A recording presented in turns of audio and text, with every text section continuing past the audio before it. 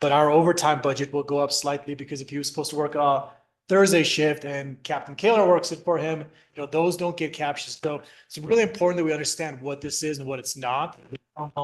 Overall, I'd say that the way that we should look at assistance for hire, kind of like Chief Revolve mentioned, is from a budget perspective, it's essentially neutral. You're not going to see this huge windfall. It does provide for opportunities for the district. I think that those are secondary, but very important. So one thing it does is, again, with our wildland program, we're trying to provide good jobs. So it's a great opportunity for people to get out, make some good money, and from the district's perspective, get some very good experience. So in that period that they're out, they're picking up some skills so they can fight better fires here in the district. The other portion is it's essentially what you're going to see in these two line items. And again, it's not capturing all the costs, but what you see on the expense side should be roughly about 60% of what we're receiving in reimbursement. And because we get reimbursed for employees for exactly 24 hours that they're out, we get reimbursed on the apparatus at 16 hours on a 24-hour day. Generally, the apparatus cost, if you take, say, type 3 engine, you're getting reimbursed at about $150 an hour. If you add up all the employee costs, that comes out to roughly the same amount. So what you're going to see eventually on our revenue side is if we had about 233,000 going out as an expense, you'll see about 400,000 going in as a revenue. But again, it's not capturing all those costs. So one of the things, for example, we had 2 type 3 engines that went out. We basically have to send them in and get them serviced. So as soon as that goes, that doesn't get hit in either one of those items. The nice thing about that is, the most expensive piece of apparatus you can have is the one that you pay for and it sits there and you use about 10 miles of it. So the reality is we are now using our equipment. We can depreciate it better and that money goes in to help pay for that equipment. But again, you're not making any money on it in that sense. You're just more efficiently using your equipment. So this is a category that could easily go up to, again, just to give you some comparison, if we stood up this wildland program, there's a whole bunch of other caveats. We want to make sure we're leaving personnel in district properly. But just for comparison, Incline Fire Protection District, they put in about 450,000. They get another 200,000 from their public utilities district because they're not a town. Their actual budget ends up being between 3 and 4 million, and that comes in under grants and under assistance for hire, and that's what builds out their wildland program. So we will see this increase over time if we do things right. But the reality is, don't think of it as a money-making opportunity. We do get 10% back in administrative costs, but we spend quite a bit of administrative time to make these things happen. So again, yep. Just a quick question regarding that. Do you what's the float time? Because you send a group out, they come back, they get paid. Great. We're paying. And then what's the distance between our reimbursement? Absolutely. So it can be up to a year. And that's so we are in a great position as a district because we keep enough of a reserve due to our traditional issue of having basically kind of 2 points that our budget hits, that this has a huge impact on cash flow if we're an organization of a different size and different policies. So we can absolutely weather this. Just to give you an example of the impacts. Last payroll, our average payroll is about 200,000 plus or minus, depending on if it's summertime, we have a seasonal crew, we don't. Payroll, it was almost 400,000. So it was 170,000 in additional costs. We will bear those costs, and essentially some of these fires we may not get reimbursed for up to a year. Most likely it'll be within 6 months. So there's absolutely an impact on the district. Smaller districts, to your point, can't do this, and they do. We legally are obligated to pay our employees when they work. So that is a consideration that we have to account for. Okay. Good question. So on the operating budget, again, that is the only thing that I would note currently at this time. And I'd say probably our time best spent would be to go through and really ask questions of what will ideally eventually with, any board recommendations become our adopted budget, which is on page 10. I apologize. The little notes are kind of small, so I can talk through the notes and take us through kind of the changes from last year's budget, if that works for you. Does that sound like a good game plan or? Yeah, Okay. with assistance to hire. Yep. Do you, I'm just trying, if I'm looking at a balance sheet, Sure. so do you set up an internal receivable for that? I don't need. So needs on this, but- great question. I think there's a couple of things we need to do over time.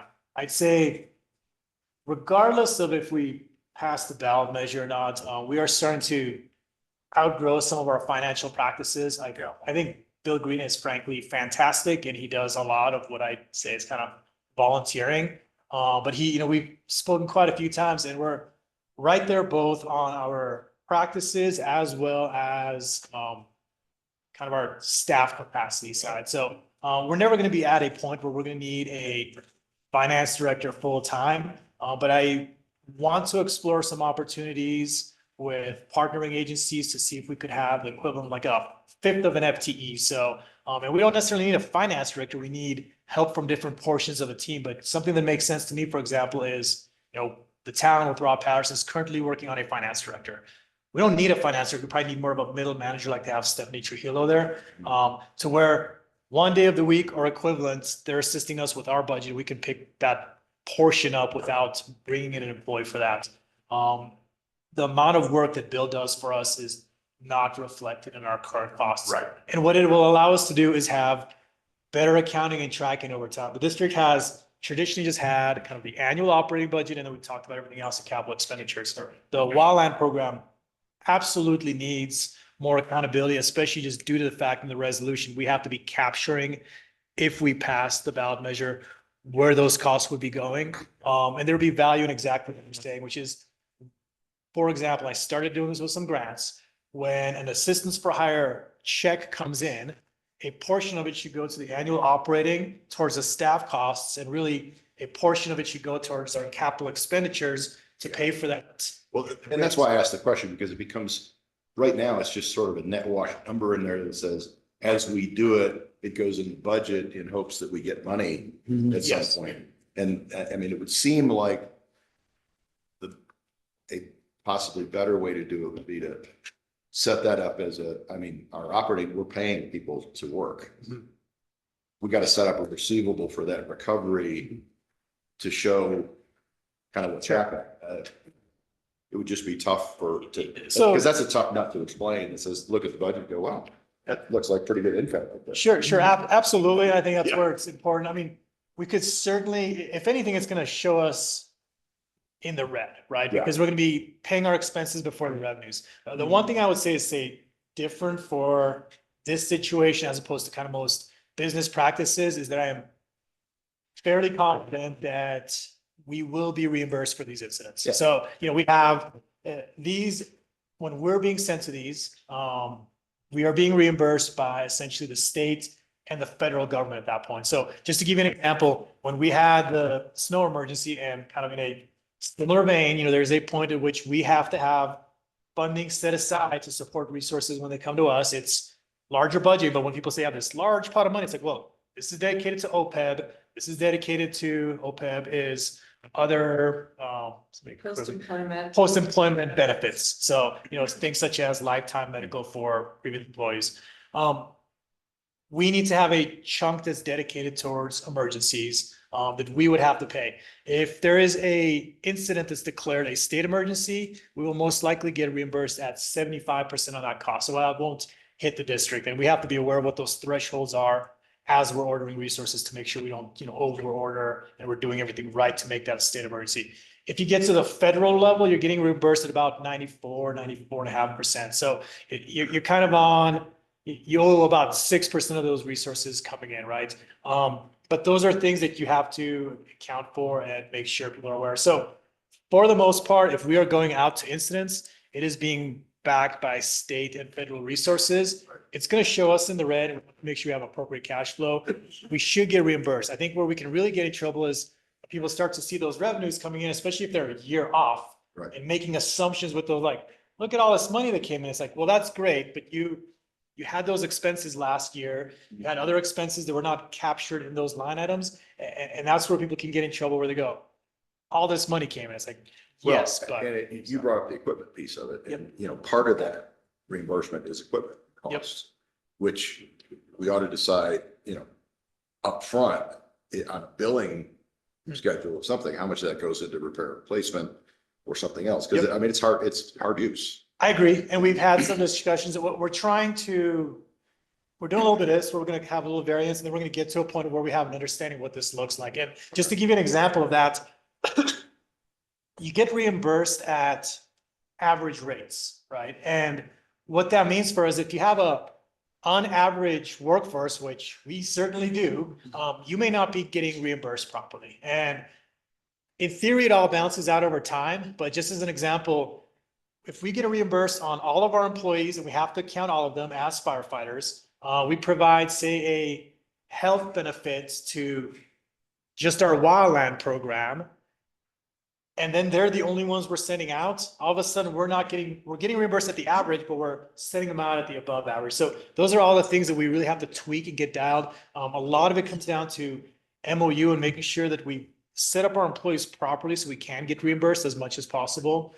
There's some cushions there and we want to make sure that we're doing it. But, long-term, I agree 100%. When I look at it, it's about 60% personnel cost. There's another 40% that I agree, the vast majority of that needs to go to capital expenditures. And there's a 10% admin fee. So you almost want to leave the 10% admin fee within your annual budget. You could put in a wildland program. I think the long-term recommendation is probably about 40% going towards capital expenditure and 60% staying with the employment cost, if that makes sense. But yes, the long-term intent, and again, the district didn't used to do this because it wasn't as big, so it was less relevant. But as this becomes a larger budget item, the goal will be to split this into categories and get it appropriately allotted for.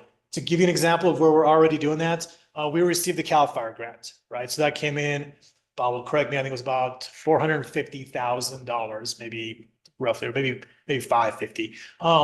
A portion of that is purchasing the Bobcats that we have out there. So really that portion needs to be put into the capital expenditure budget and move there, as opposed to putting it into the revenue side. I'm like, oh, we're coming with all this revenue. Like, well, you're not. You should have a revenue from that grant that matches your salaries for your employees. So we're moving there, but we're taking pretty big steps from where the budget used to be. And I'm trying to do it kind of in an incremental process so I don't confuse the heck out of staff, frankly. And just as an example of that, I had to go back this weekend and we hadn't, there was an item in overtime was not getting properly captured and assigned to these incidents. So most of that 233,000 that you see there was actually in part-time staffing. So we're working to get it in the right spots. We want to get more broken down over time. I think we certainly at a minimum will have, multiple budgets that you'll be looking at, like you'll see with the town or the county, but it is a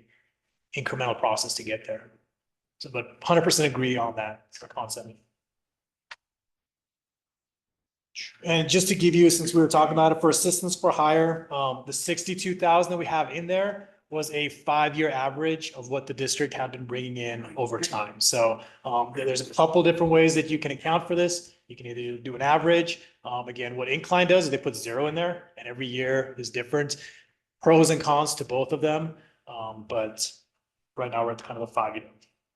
So looking at our income, the first part I'd note is our property tax revenue is a reflection of ABA projection. So essentially the county does an ABA projection, and that is what we have historically used to forecast what our revenues will be. I believe that's a very good process. It is kind of a slow moving indicator in some sense, because for the last few years, the ABA projections have been significantly lower than the revenues have. But that churns on you. So what you want to do is not get too excited about those ABAs, because right around the time you're starting to expect those is when it reverses. The last time we saw that was kind of the 2008 crash. At that point, we saw a decrease in our revenues by 10%. So if we had to weather a similar thing of a 10% decrease in revenues, the district could do that. But we are conservative with our revenues. I'd also note, if you follow any of the local market, for the last 2 years, you've really seen kind of a peak in increases, and to a certain extent decreases in both condominiums, which is a larger market, as well as single family dwelling. So one was neutral, the other one went down slightly. So I think you could argue that we're certainly at least a plateau, and any kind of huge growth is going to slow down at a minimum. And that's just been kind of how we've practiced. The benefits of the district is in some ways Prop 13 can be negative. The positive is we only grow incrementally on existing properties that aren't sold. So we never get too far over our skis, if you use that analogy. So that still is a 11% increase. So a large increase on the revenue side. I did put in 6 months of lease revenue. I thought that that would be a conservative number out there that's kind of reflective of the fact that we are dealing with litigation at this time. Could go either direction, but I also didn't want to act like we're getting nothing. So essentially, that is a placeholder, and we'll see where that goes over time. That is a placeholder for one provider. Again, the intent of the district is to have two providers on the tower, because ultimately we're not looking at that as a revenue source. It's really more for communication out into Old Mammoth. If we just have AT&T and we don't have Verizon on there, we haven't done our job right. And ultimately, the intent of the tower was to have two providers on there. So just something to note. We have seen a decrease in our filing and miscellaneous fees. Again, I worked with Chief Morrow to understand kind of what was occurring here. I think it's frankly a combination of factors. There has been a slight decrease in construction. A lot of those were also probably, I'd say, not reflective of a standard building year because of the emergency we had. So you saw a lot of construction occurring with just repairs to damages. There's a couple things that we were double billing for with the town, and we felt that it was appropriate because they handle the building side. That as an example, windows. For a while we were going out inspecting if somebody put in a WUI window. The reality is it's in the building code and the town's covering it. It didn't make sense to send two inspectors out there. So for the most part, if it's being done properly, we try to take a step back unless we have to. So that's a category that's probably going to decrease over time, less reflective of anything economic, but a couple other factors in there. Chief Brooks did work on getting us an extension on our CAL FIRE grant. So the nice thing is we have 120,000 to work through the end of this year that we could use kind of into the beginning of next year. He'll correct me if I'm wrong on the timeline there. The beauty of that is it gives us a little bit of a buffer as the board decides what it wants to do, depending on the November ballot measure or not, as far as, where we have to adjust operations. So those are the primary recommendations I would have on the income and revenue side of the budget. Are there any questions on that?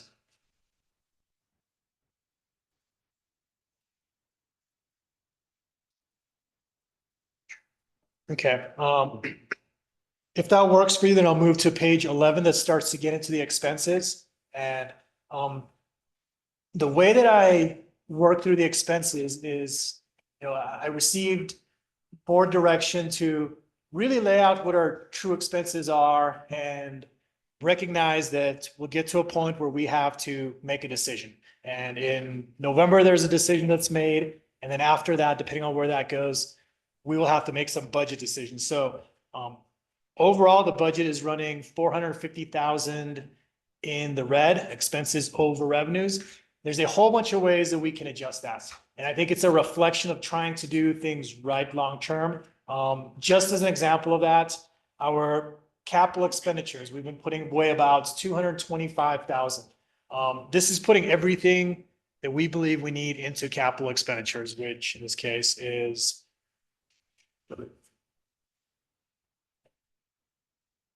here's the number wrong.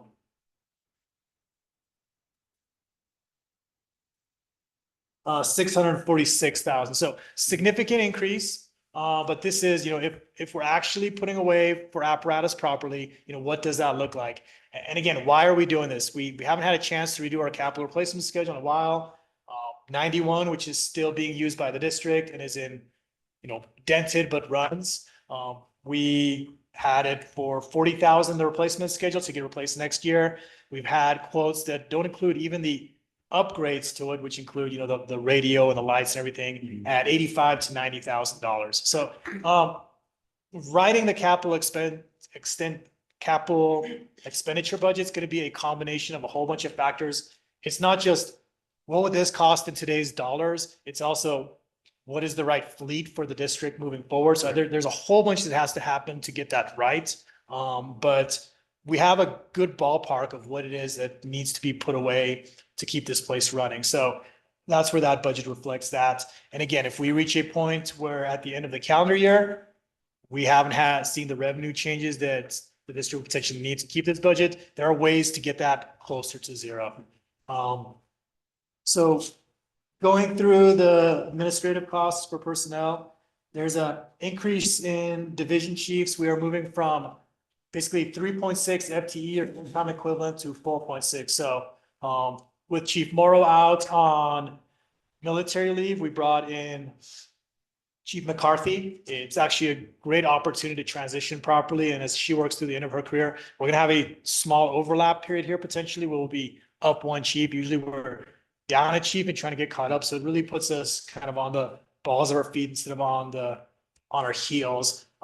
It's not a long-term sustainable thing to have the equivalent of 4.5 division chiefs, but I think it's the right call for a shorter period as we transition. So took advantage of that, but there is an increase there. Again, it's conservative. Chief Morrow obviously did not come back in June or for July, but she will be back at some point this year. So there's a chunk that's allotted for her. Moving through, so a couple things we did this year. As you're aware, last year and kind of the year before, we lost Danny and Jordan. They went to jobs in the Bay Area. We filled those over time. So we ended up filling, Engineer Compton came on for us in December. And then we had firefighter Holte came for us at the very end of last year.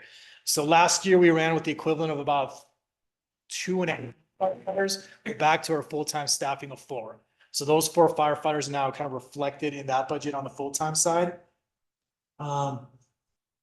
The part-time side is where we frankly made a lot of our increases. And there's a whole bunch that's going on there where, like we mentioned, you don't see more people here, but the people that are here are working a lot more hours. So I think the last time we looked at this, the number of hours worked by part-time staff was 14,000 hours. That number's up to 24,000 hours now.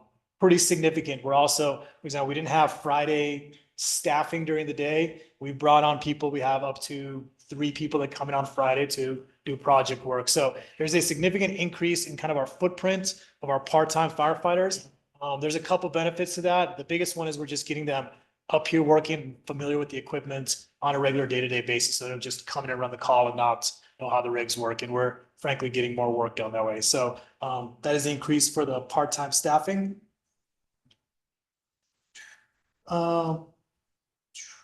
Looking through, our PERS has an increase, which is primarily just due to the way that PERS gets funded is the state makes an assumption on what retirement is going to cost. And generally they're wrong, and they're generally wrong in the not favorable direction to us. So none of these are surprises. There are some ways to try to balance this out, but every time that PERS comes back and doesn't have the rate of return that they'd like, or they make adjustments to their discount rate, which they frankly need to do because they've accounted for too high of a return, we get hit with that. So there is this period of probably 5 to 8 years that we're going to see what they call kind of a smoothing out period to where that goes up. In theory, it's supposed to go down after that, but I would say, best case, it's going to plateau. So this was a known cost for the district to see the PERS increase there. Moving through the 401A just reflects more of our full-time employees being brought on that have 401A benefits. The workers' comp is again a reflection of more people here, and it's actually on a 2-year delay. So every time we add people, your workers' comp is calculated off how many hours that people work. So those are the little things that people can lose. But when we take our staff, we saw a pretty significant increase, and we should see that keep increasing because more hours worked, our workers' comp is going to go up. So this last recommendation by them was 15%. They usually make an adjustment on that. And it wouldn't surprise me if that one went up again because especially with our seasonal program added, and we are picking up additional workers' comp hours. That's where, again, I go, what are the hidden costs of this, right? So when you bring people in, yes, we're going to be bringing money in, but you have to account for the fact that Your workers' comp's going to go up because you had people working more hours, especially when they're gone portal to portal and they're working 24 hours a day for 21 days. That's going to increase your overall hours. And again, the assistance for hire, still leaving it at a relatively low number. I'm looking for what kind of best practices are on that.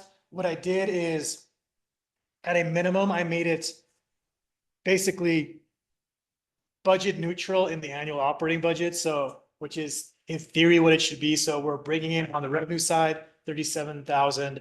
We're expensing on the expense side, 37,000. It's going to be significantly different. If we do our job right, we could see $1 million come in on that side. But what we don't want to do is be thinking that we have a bunch of money coming in, because it will be spent. It's just going to make for a stronger department over time. And this is similar to kind of how Incline does it, again, because we didn't have a previous practice. I was going off 5 years.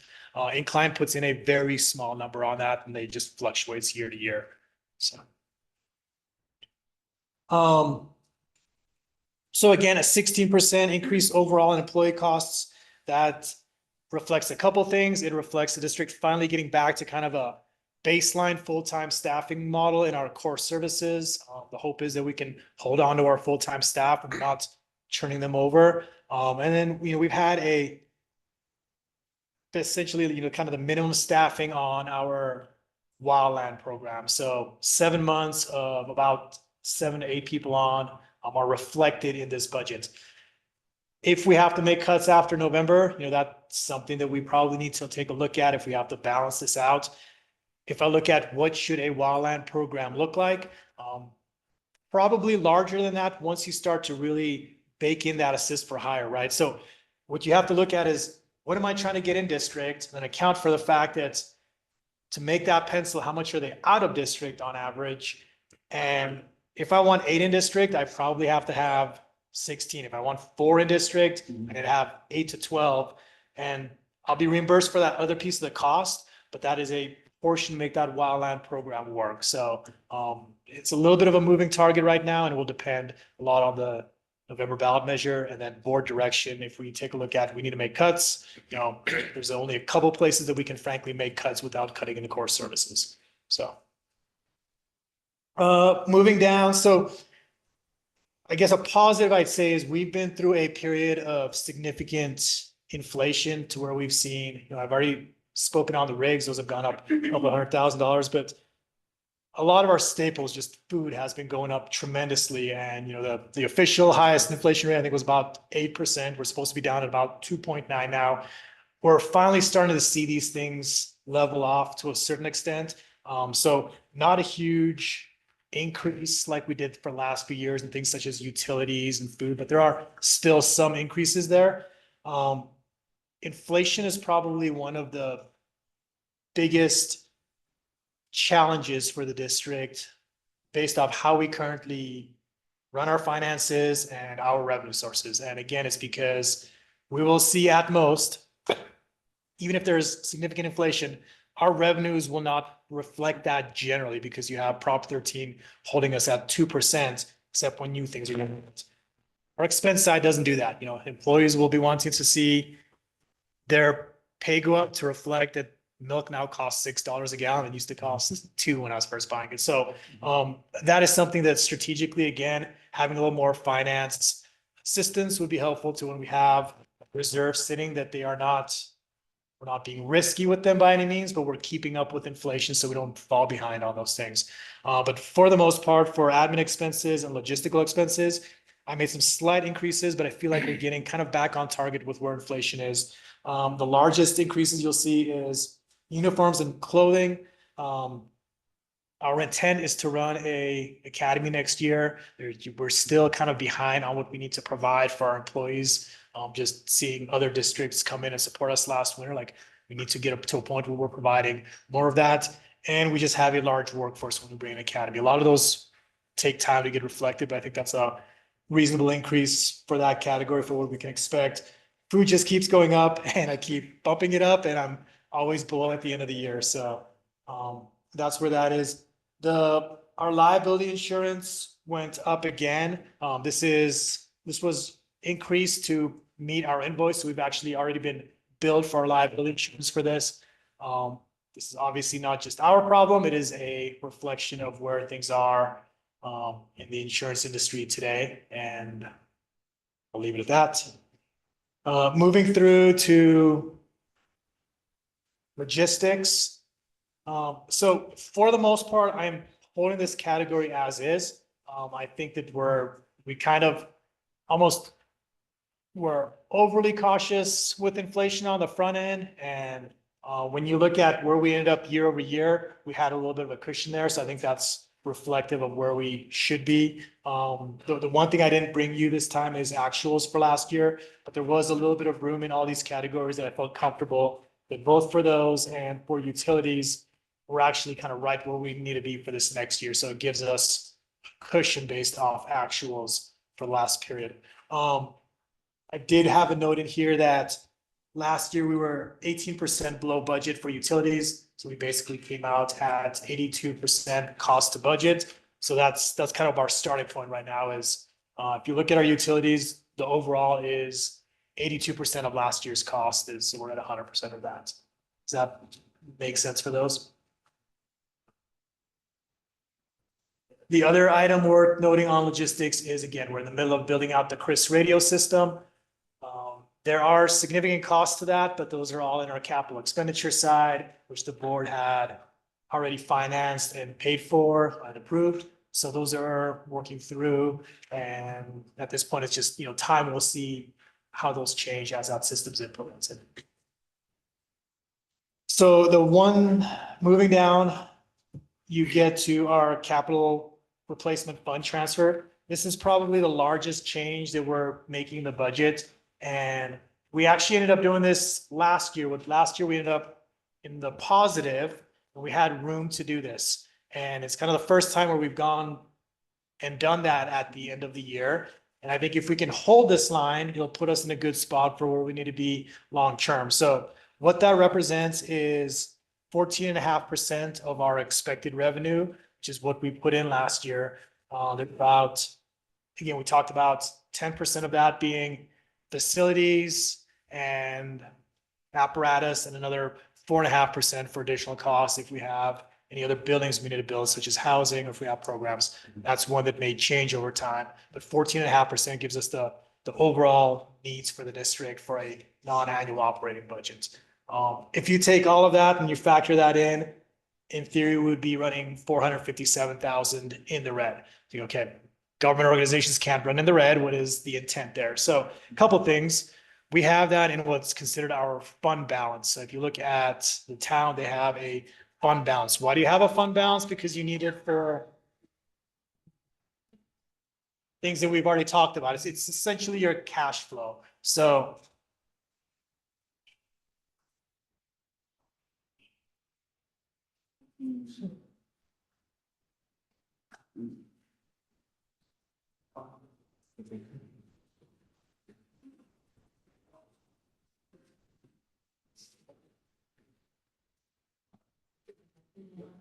no, it's not down the street.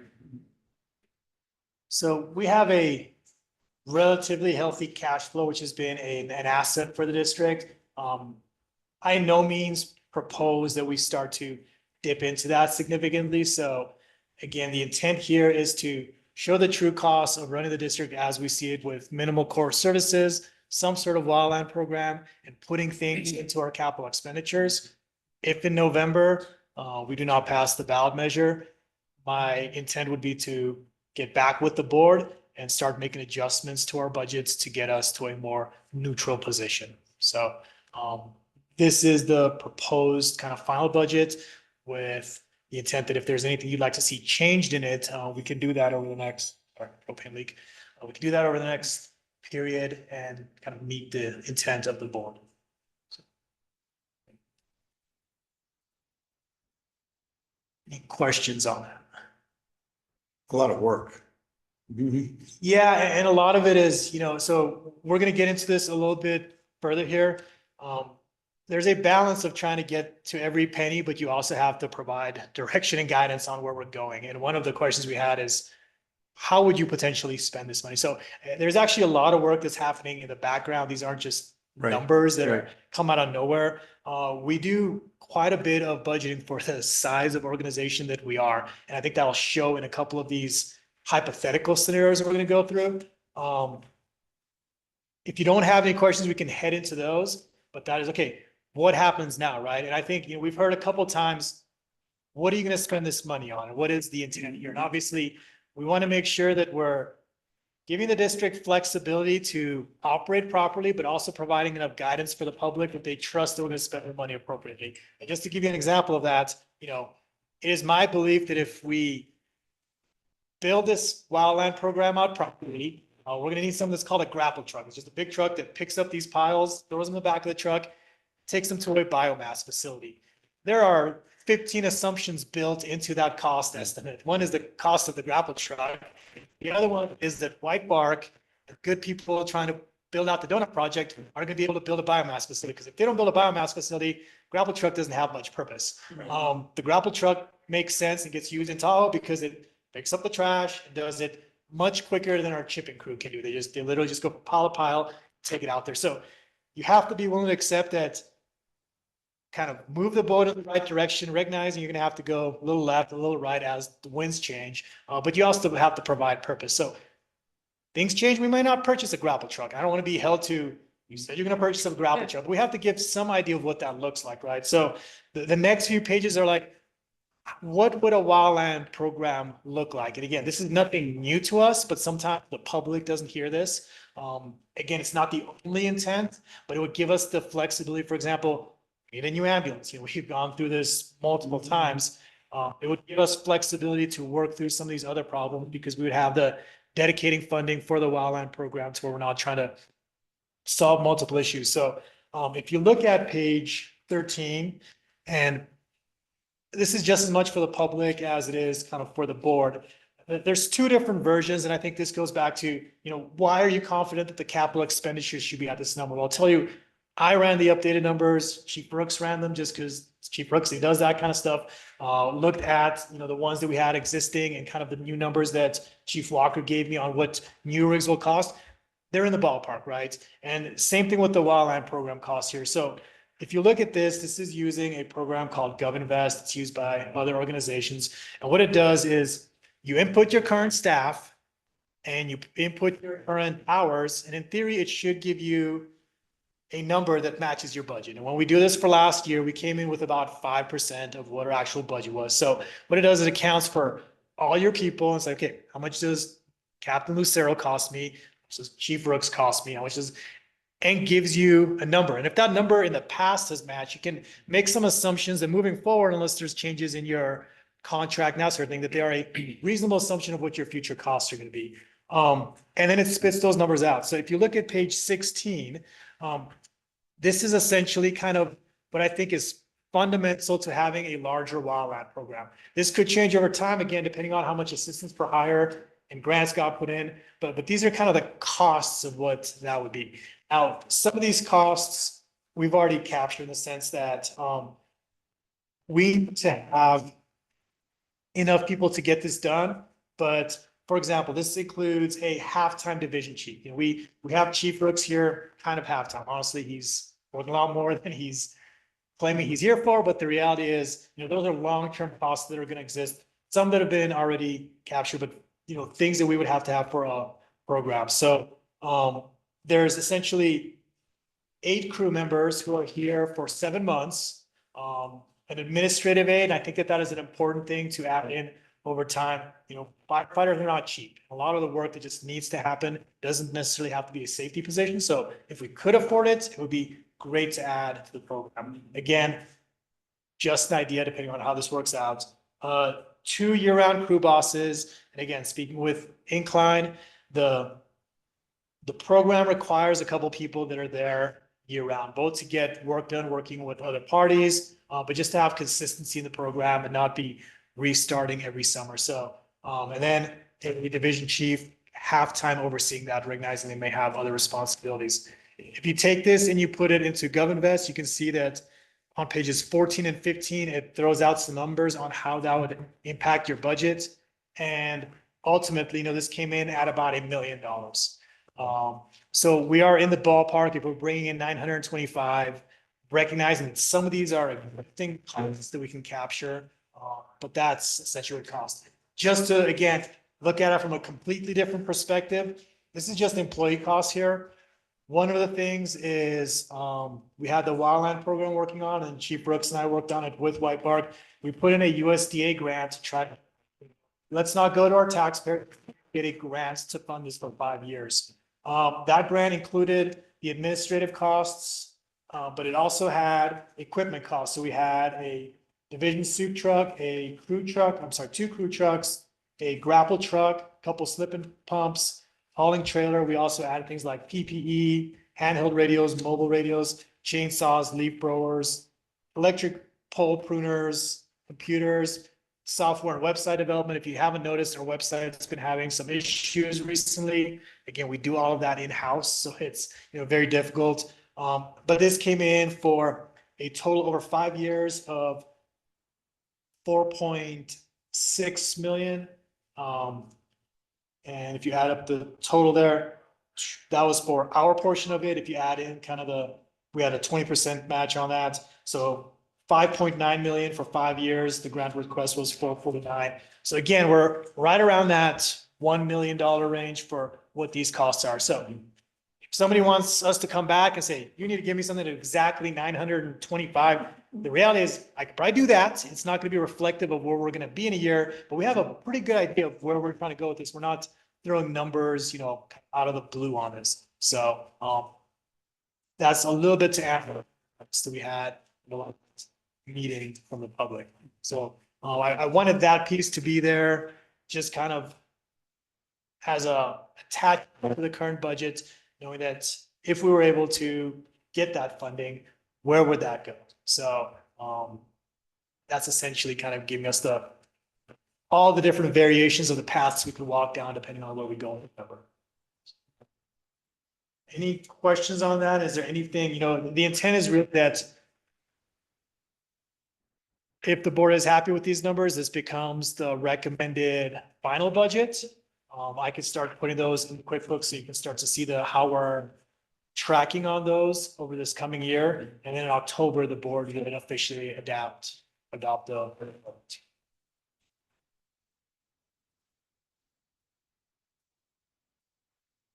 Individual comments, anybody? A lot of work on this, Chief, obviously, a lot of thought into it. This is just sort of a random question. If we didn't have Bill Green currently, what would you anticipate that the cost of a Sure. grown-up financial? Yeah. I would say so. It would probably be. I mean, and I mean that in all deference to Bill, he just does so much for us for so little. Candidly, he's not at market. Yeah, and that's, the difficult thing here is this is sometimes what gets lost in when you're running a fire district that has a history of volunteerism. I would say the exact same thing about Chief Brooks. So Chief Brooks is not reflective of what we're getting out of it. I'll bluntly say that. So, and it is reflective of also, you look at some of our part-time captains, if we lose them, we didn't lose a $10,000 employee because you will not be able to replace the cost. And that's where, the risks to this place are significant if we start to lose that culture and we start to lose what we've been. So, Bill Green is an excellent example of that. He is somebody who has continued to, in my mind, yes, he charges us $6,000 per year. The costs in there are actually mostly not him. They're GASB reports and that sort of thing. What is his market value? I'd say at a minimum, what we need, I'd probably bump that category up to about 50 or 60. And I'd say we need to have the equivalent of at least, 20% if we can tie into a system. There's other districts that tie into the county. I think there's reasons that, the town may make sense for us. I haven't explored all those options because frankly, we've always been in this, it's very difficult when you're a small district because you feel like you should spend all your resources on your primary mission, which is fire. And what ends up happening is if you're not good administratively, that impacts your ability to fight fire because you can't for example, explain your budget to other people and they, like, oh, you're fine. It's like, yes, but a good accountant would have shown you that we have 1.5 million in OPEB costs that really we cannot use those for buying a fire engine, even if we wanted to, so the administrative costs are something that over time will increase for this district. We were very fortunate over time, and I think we would be wrongful if we, there's different ways, you want to hold on to every Chief Brooks that comes through the door. You also have to recognize that when they don't come through the door, you have to be prepared to deal with that. Well, So I don't know, I'm not in any way recommending put this in the budget, but it's one of those things that we ought to be cognizant of it as we grow. sure. There are some hidden costs that are going to come out of the woodwork that, at some point in time, you can't load the mules until they go blind, right? Yep. And to a certain degree, and that's a compliment that, we just ask you to do more because you will. And at some point, we're not going to have that luxury, so. Okay. Yeah, no, 100% agree. And again, the biggest risk to this district is the district is built on those people. I mean, I mentioned there are 4 full-time firefighters here. It's you lose these people who are doing it, and that's where the culture is so important. It's like, yes, we compensate them, but in order for us to make that leap to a full-time paid department with all those, both the suppression costs and the administrative costs, would be tremendous. So we can't lose the culture. We have to keep holding on to the bills and bobs, but adjusting for a future where, yes, we need to take on more of that. And I actually thought about that line item quite a bit to see, this is it's a balancing act of, I'm not trying to be doom and gloom here. I'm trying to be reflective of what our true costs should be, and we will adjust accordingly. I mean, ultimately, our job is to go provide services, and regardless of where the ballot measure goes, we're going to go out and do that to our best of our ability. So, Any other comments on the budget? Just one. So just kind of looking at the, GovInvest, build out of the wildland program. So just kind of, I think, John, your point is really well taken, and just kind of looking at some of these, and obviously this is, kind of just an estimate if we're able to get to this point, but just kind of looking at some of these categories that, that are estimated at $0, and just particularly thinking about housing and just our ability to find, those additional people. I think we just need to keep that in mind. I know that our polling prior to going out, with the ballot measure said that, well, housing's a problem for everyone, but I still think it's a compelling story to say that, our people can't live in Crowley. They can't live in June. They've got to be able to, get to station 1 or station 2 and 7 minutes of a call going out. So I think that's something we just need to think about if when the measure passes. sure.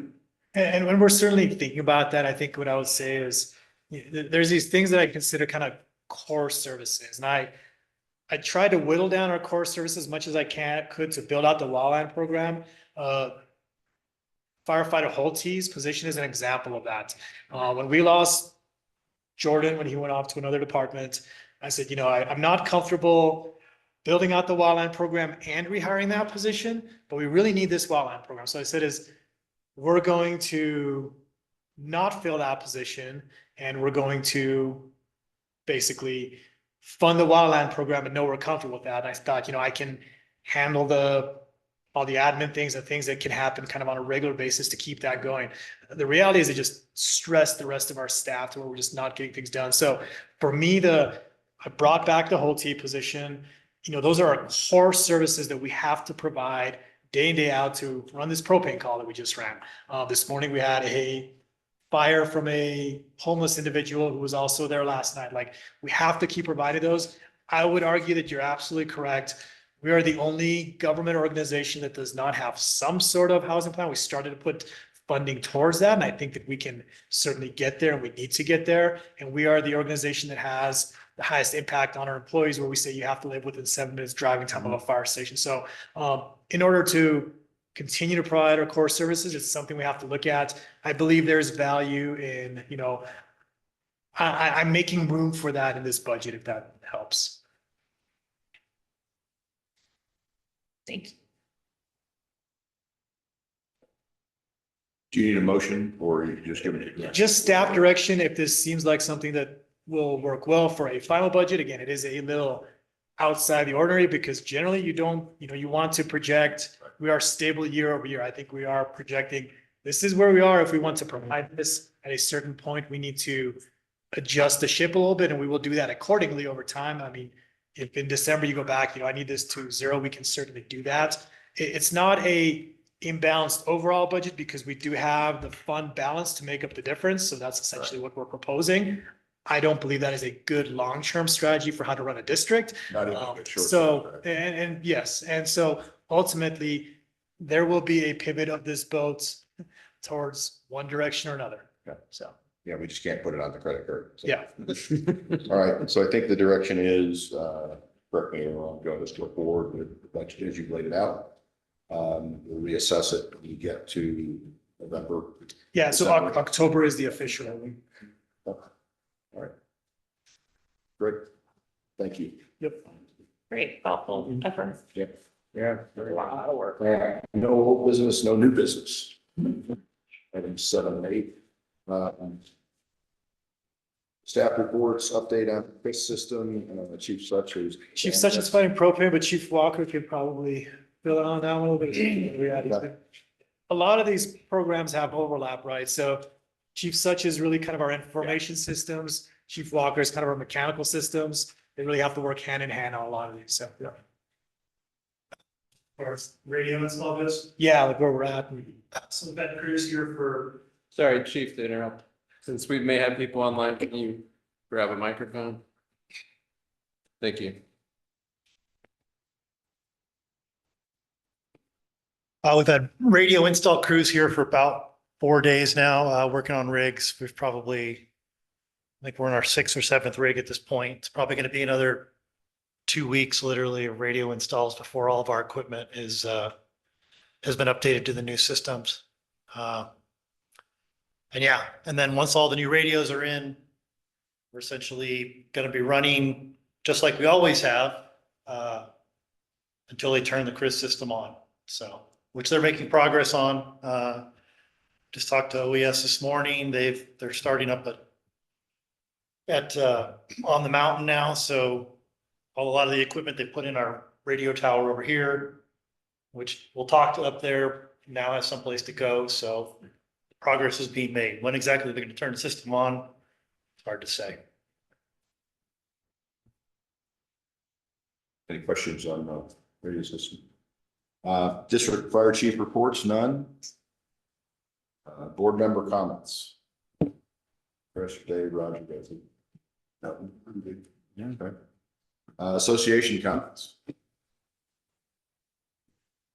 No association comments? I think Michael's online, but We might need. Oh, I don't know that he had we any might need intent to say unmute him anything. on Just. Michael?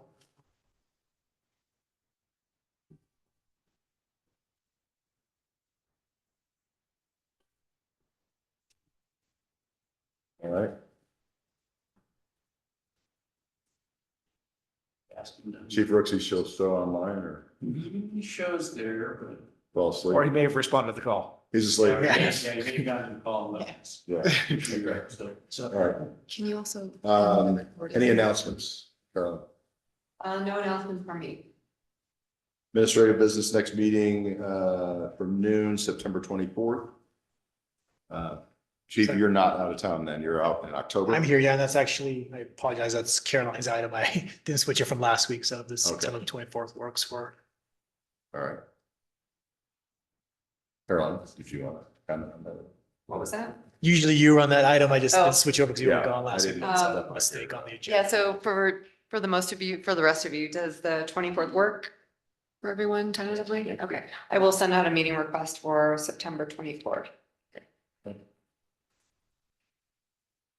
Any other comments or questions? If not, we'll show the adjournment at 1:19.